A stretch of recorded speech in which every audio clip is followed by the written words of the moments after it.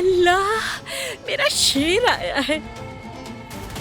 ये कितना प्यारा है। हम बहुत अच्छी तरह जानते हैं कि हमें बुलाया जा रहा है खाला, है ना दिलान? अपने पोते को देखकर तो मैं पूछना ही भूल गई कि क्या खाओगे। मेरी तस्वीर तो खींचो बच्चे के साथ। मेरा दिमाग जवीरिया भाभी पे अटका हुआ है। भाई और भाभी के दरमियान कोई मसला तो नहीं? ये परवीन की वजह से बहुत परेशान है। क्या वाकई? ये बताओ इस वक्त कहाँ से आ रहे हो? फिल्म उधर है। लेकिन मैं दुनिया की सबसे खूबसूरत चीज देख रहा हूँ। हसन वही हसन है। सब कुछ छुटला दिया। क्या वो वहाँ से रिहा हो जाएगा कुदरत? अदालत में सबूत कम होने की वजह से वो आसानी से छूट सकता है। ना तो वो अपने गुनाहों की सजा से बच पाएगा और न ही आयतन का खून रायगा जाएगा। मैं और भाई जो भी करना पड़ा वो हम करके रहेंगे। जेल में डालकर दम लेंगे उसे।